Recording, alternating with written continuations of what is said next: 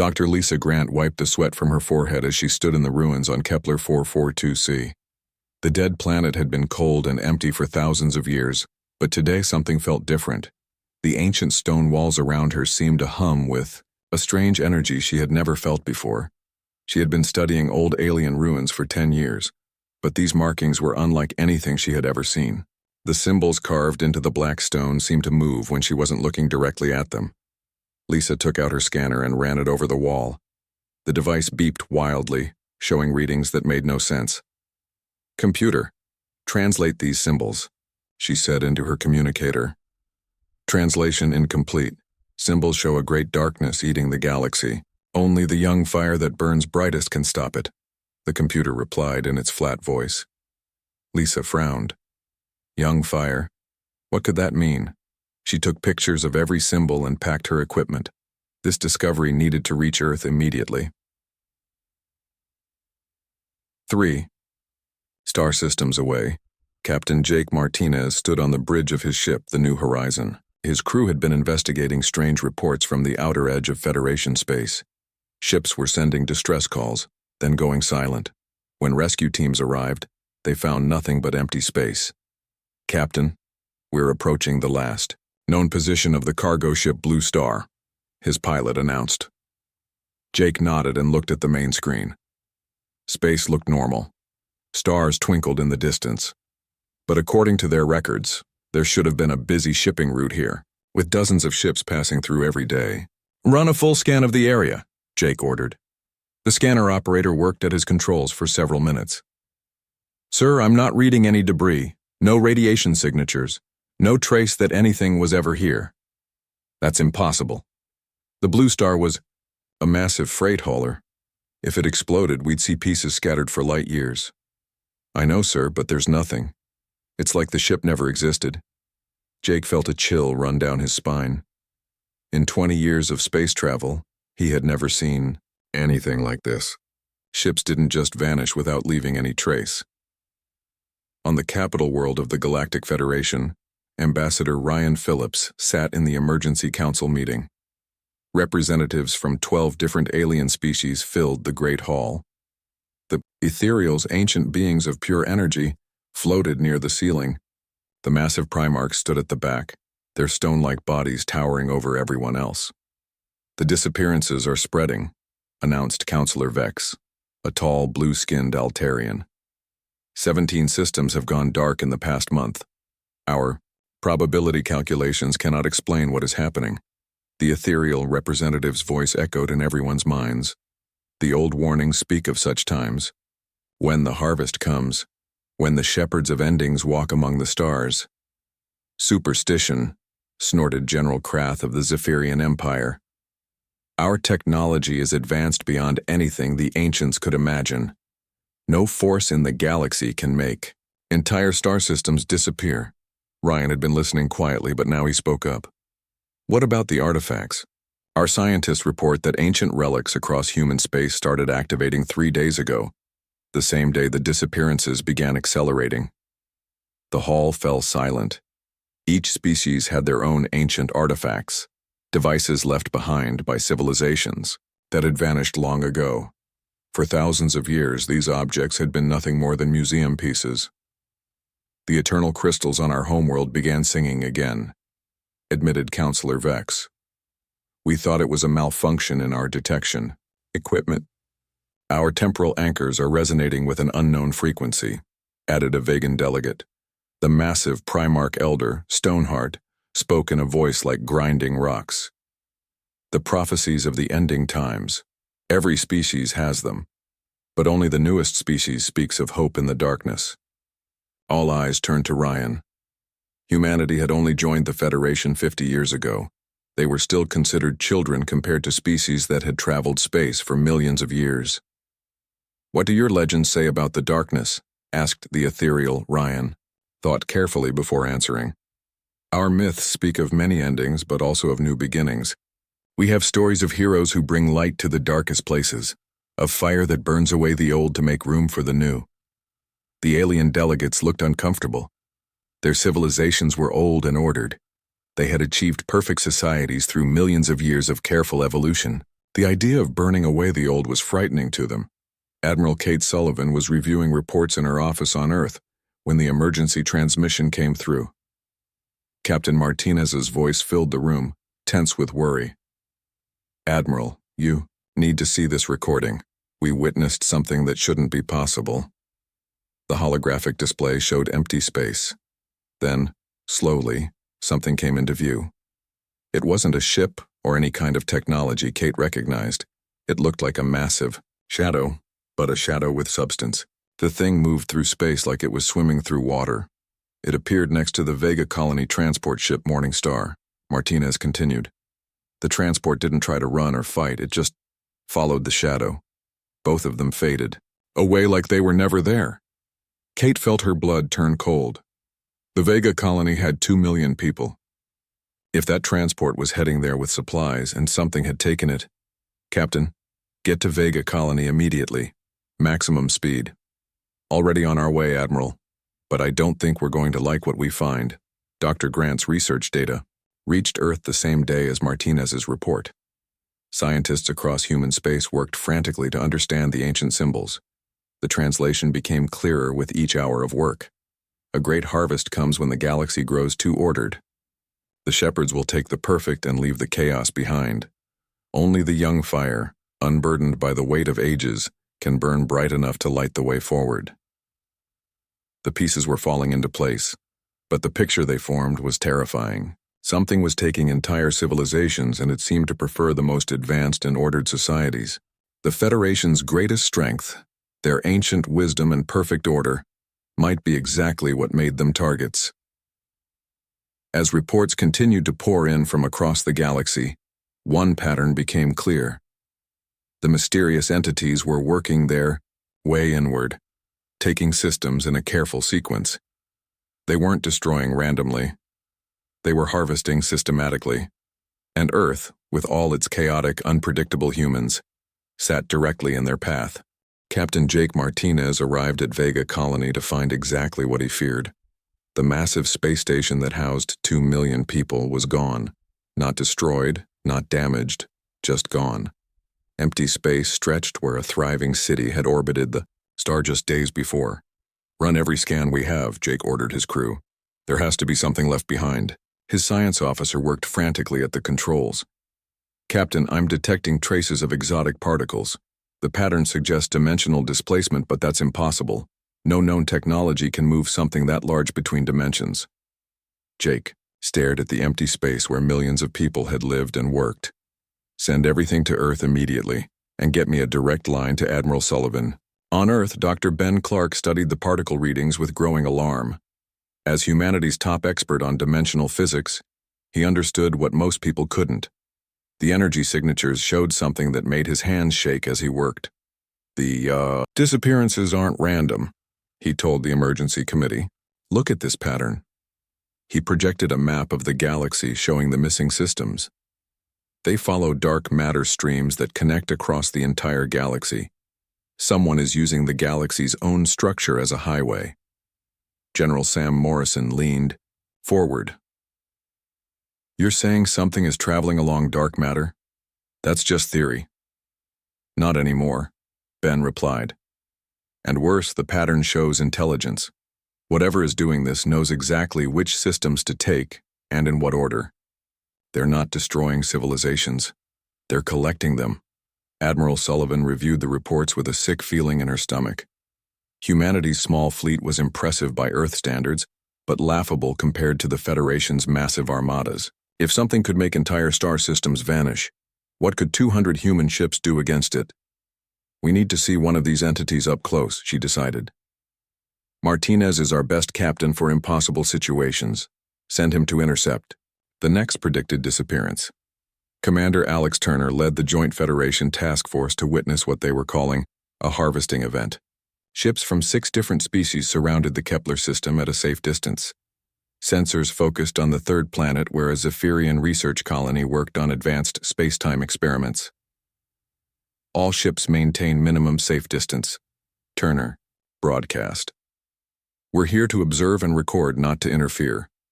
The wait didn't last long. Space near Kepler 3 began to ripple like water. Then something emerged that defied every law of physics Turner knew.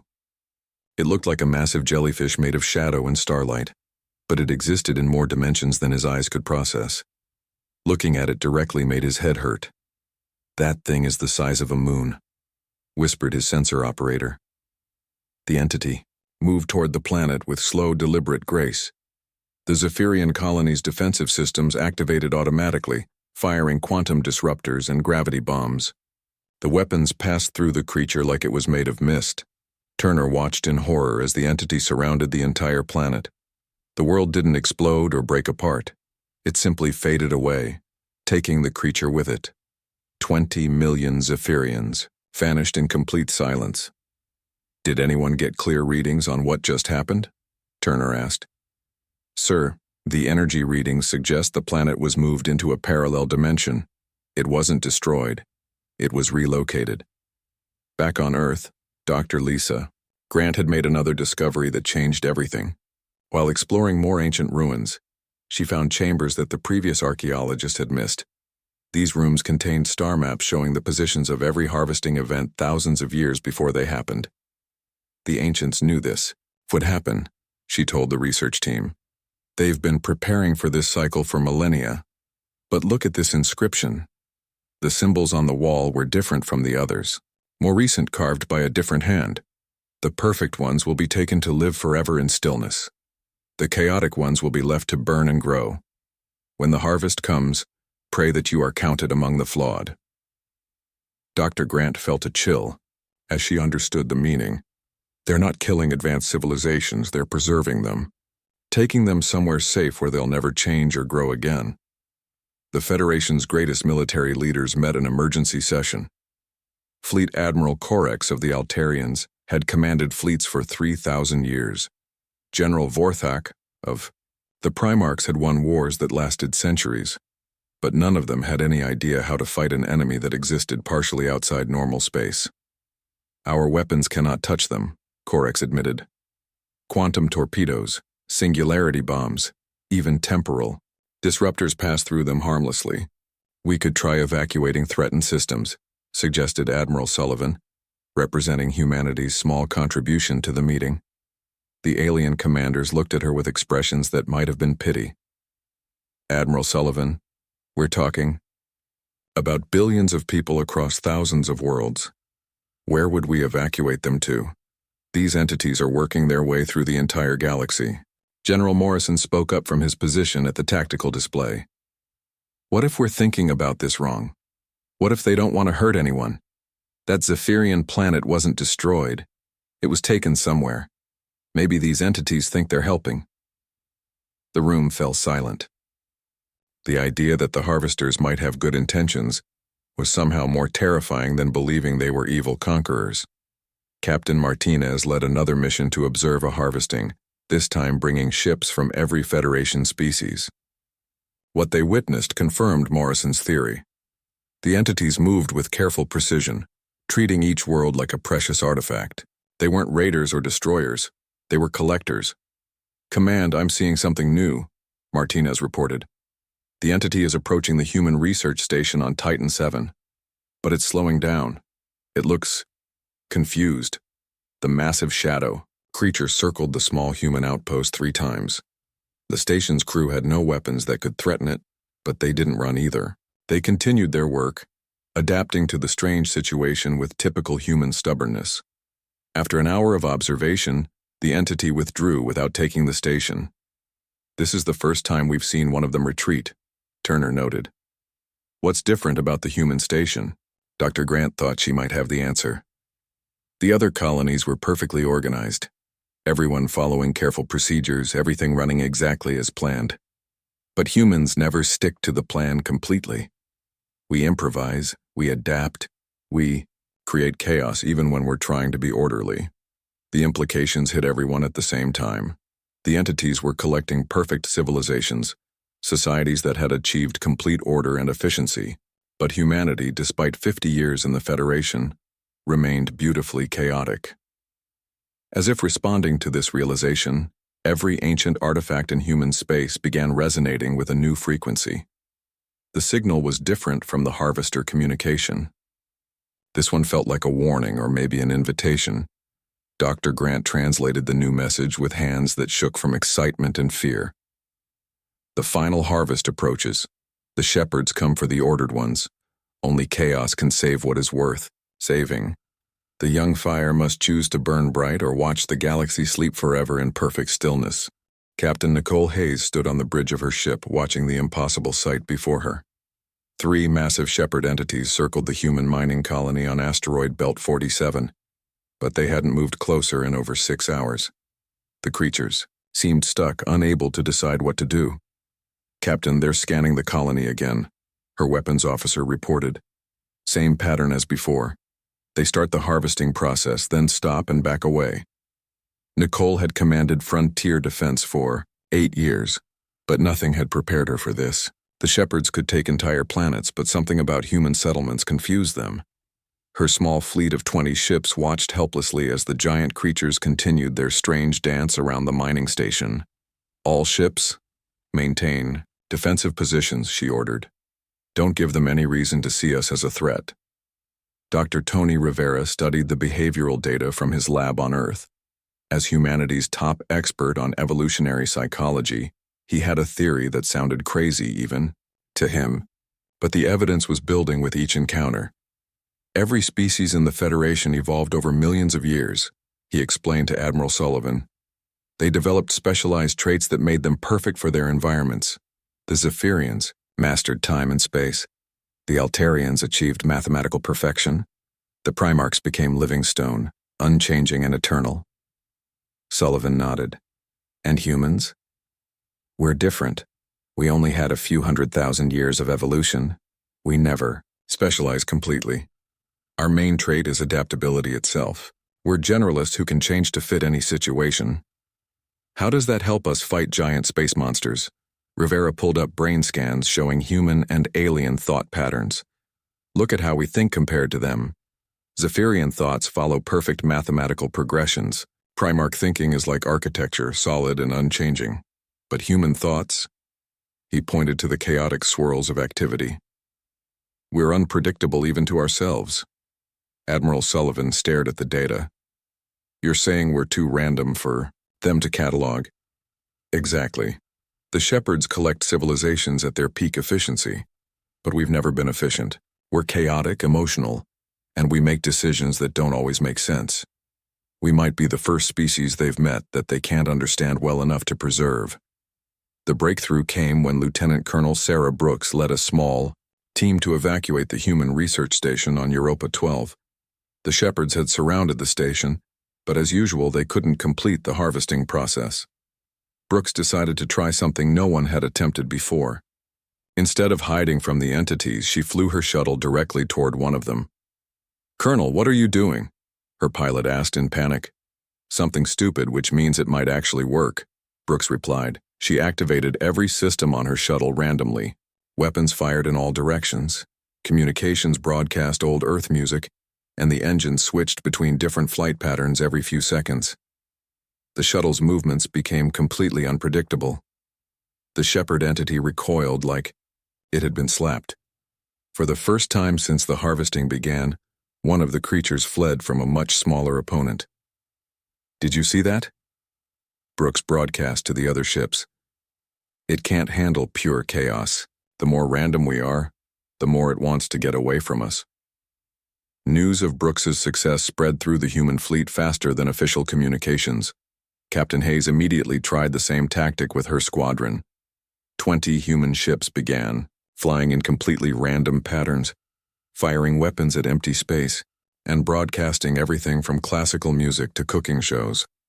All 3 shepherd entities around the mining colony retreated within an hour. The Galactic Council called another emergency meeting.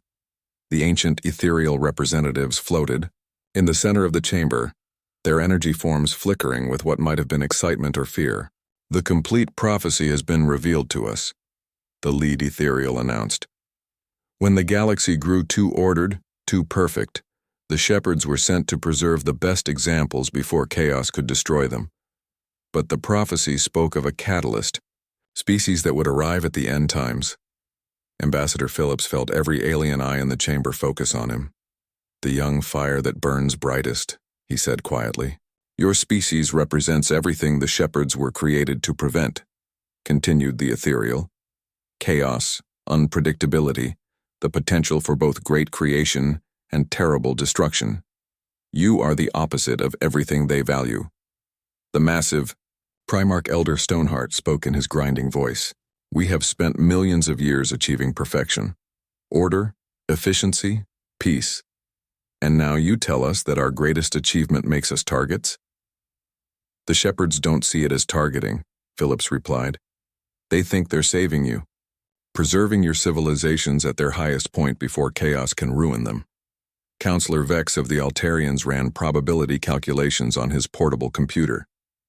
If chaos protects against harvesting, then we must become more chaotic. But our entire society is based on mathematical order. We don't know how to be random. That's why you need us, Philip said. Humans can teach you how to embrace beneficial chaos while maintaining your core values. But we'll need your help too.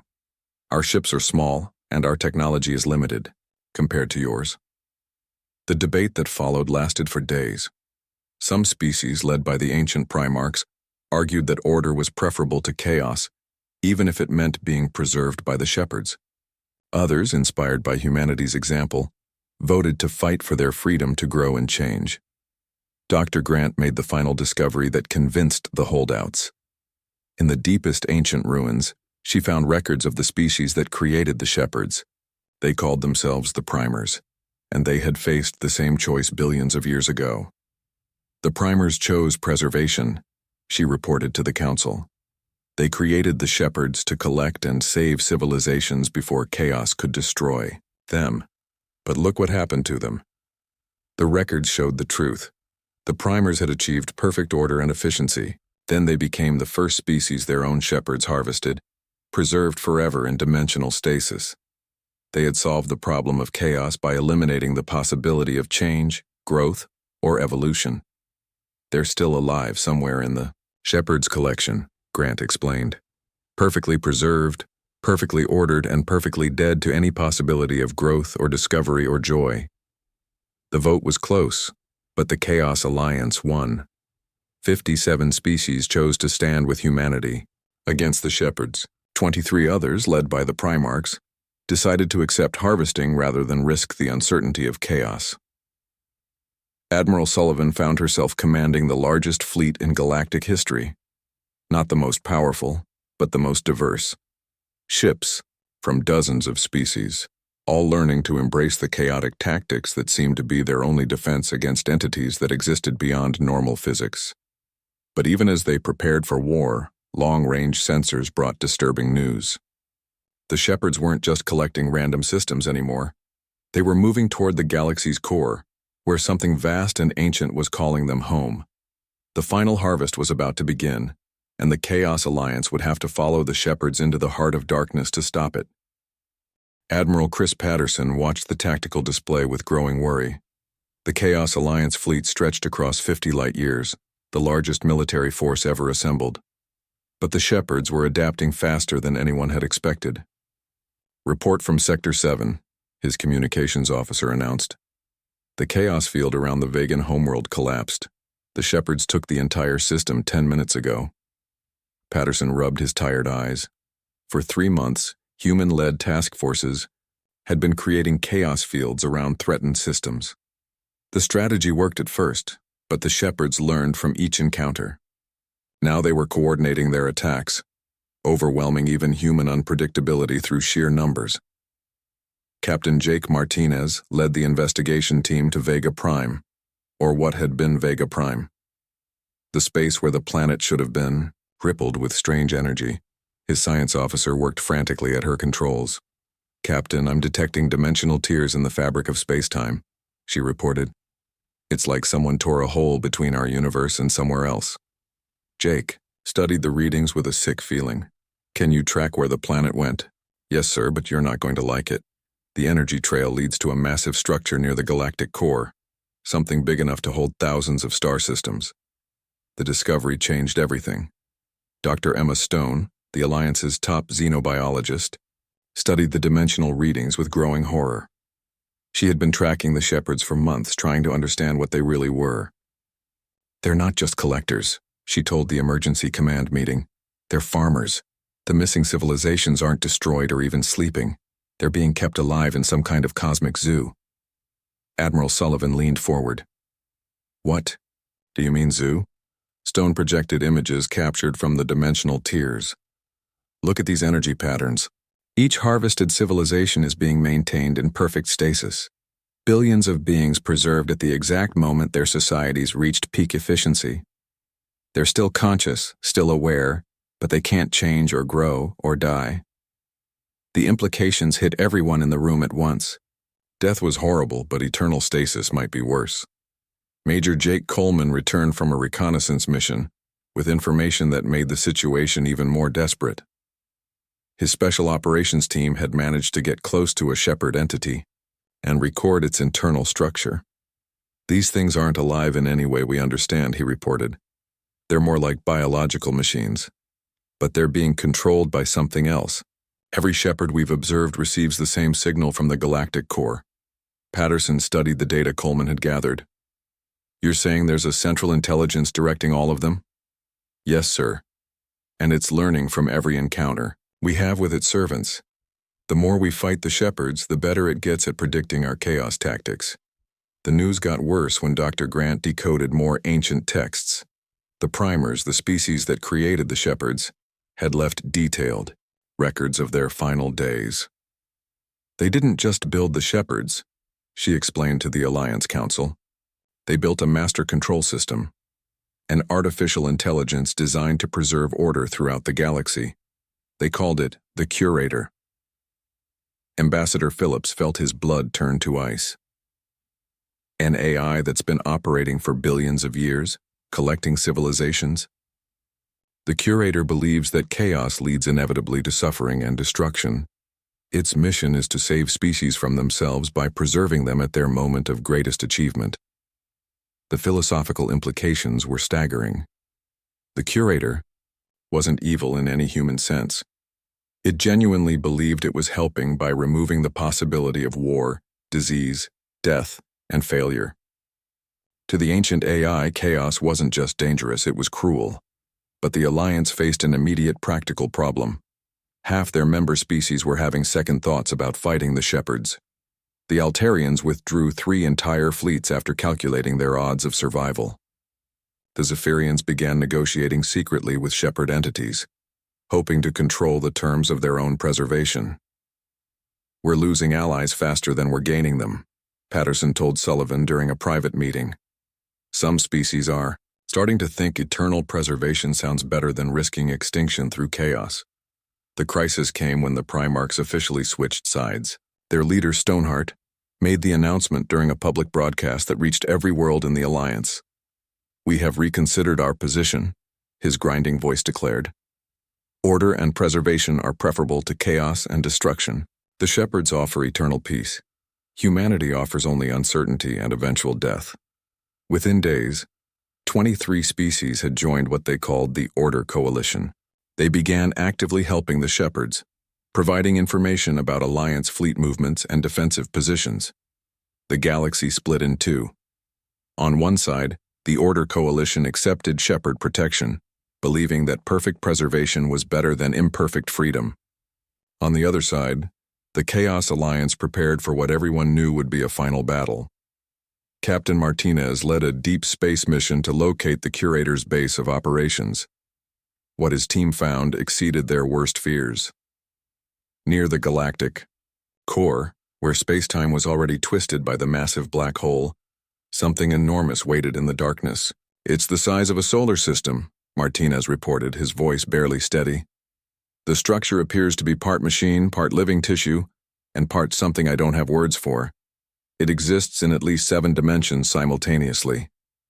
The Curator's citadel was surrounded by a graveyard of preserved civilizations. Thousands of pocket dimensions hung in space like soap bubbles, each one containing an entire species frozen at their moment of peak development. Dr. Stone analyzed the readings from Martinez's ship.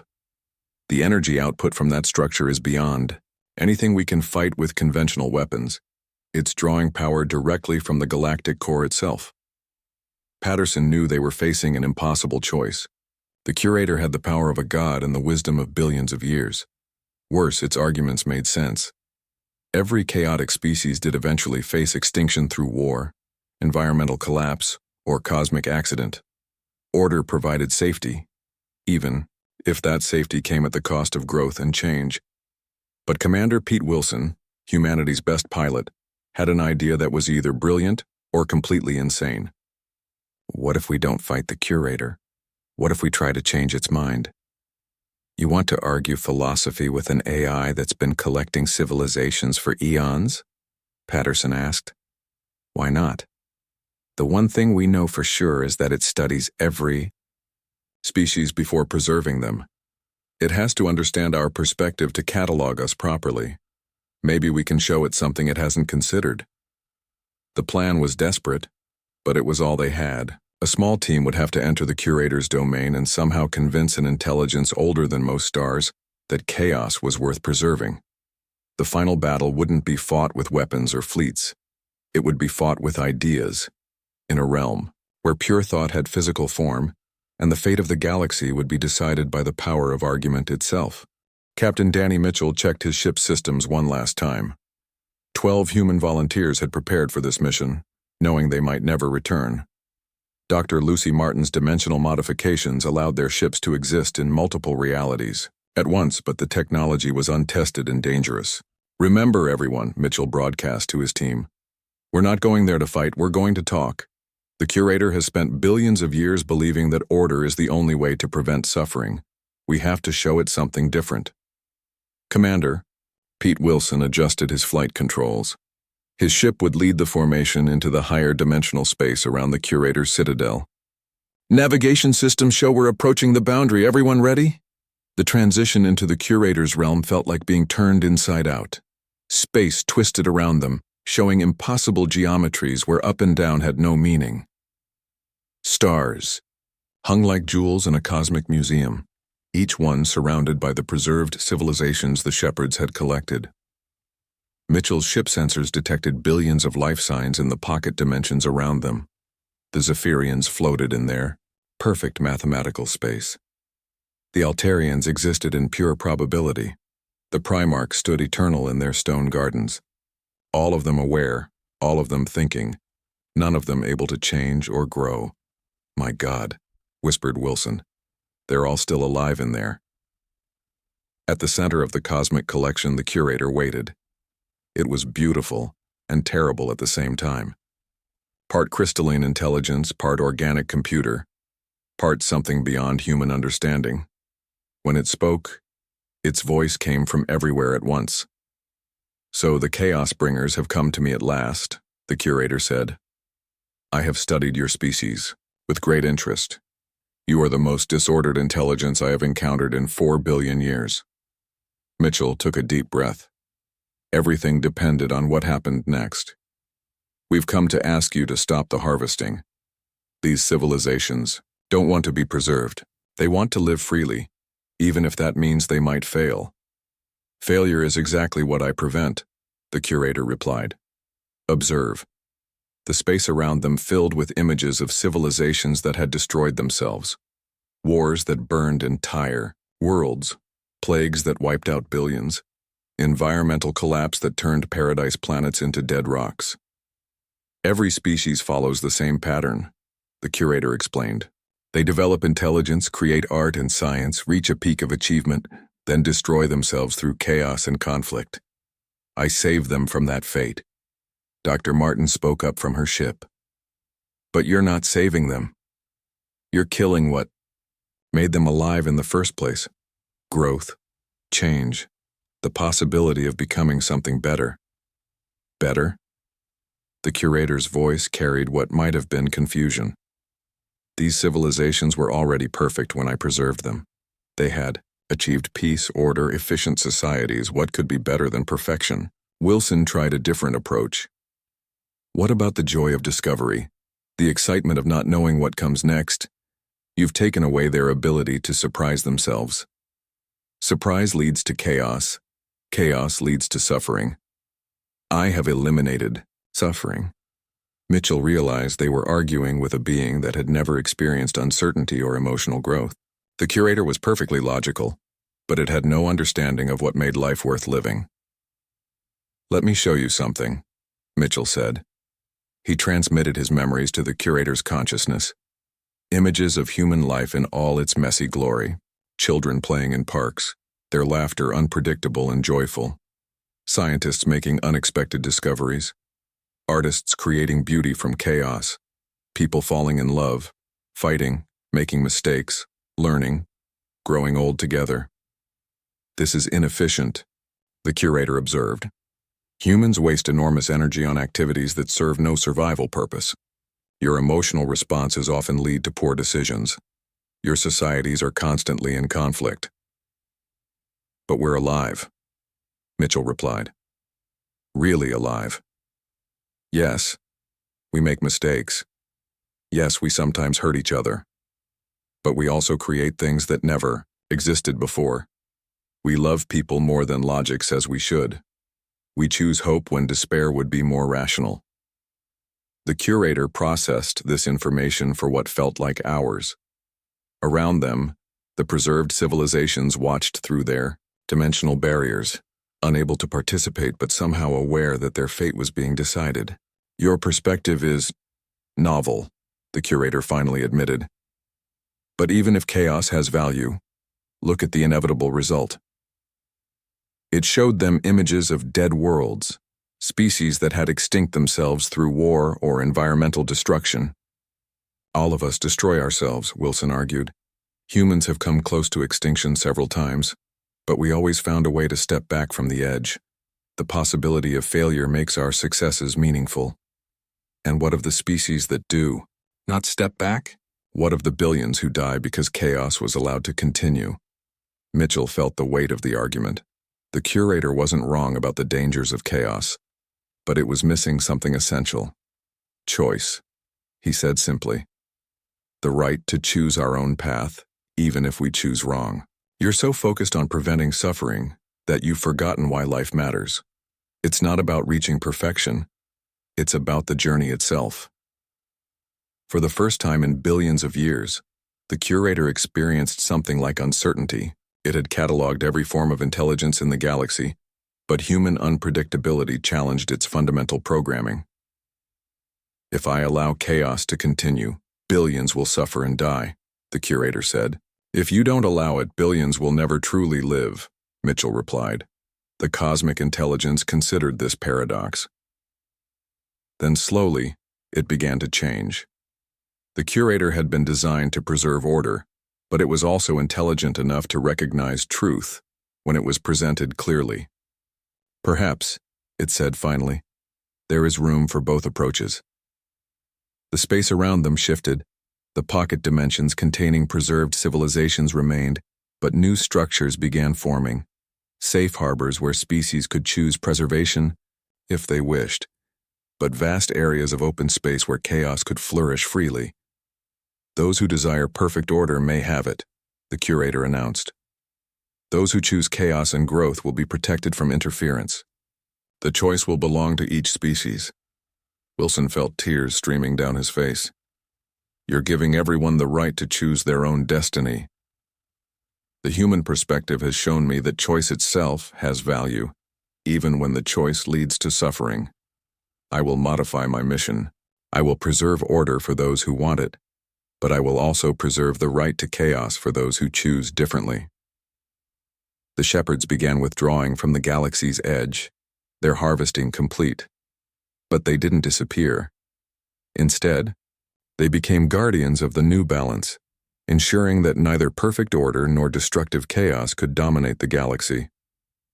Years later, Ambassador Phillips stood before the new Galactic Council. The Order Coalition maintained their perfect societies under Shepherd protection.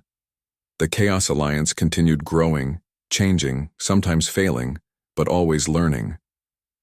Humanity had done something unprecedented. They had convinced a godlike intelligence to change its mind, not through force or clever tricks, but by showing it that imperfection itself was perfect. Captain Mitchell, now an admiral, often visited the memorial to the volunteers who had made the journey possible. 12. Humans had entered the curator's realm. All 12 had returned. But they were changed by contact with cosmic intelligence. The galaxy was safe, not because chaos had been eliminated, but because the right to choose chaos had been preserved. And at the edge of known space, human ships continued exploring, carrying their beautiful, chaotic fire to whatever wonders waited among the stars.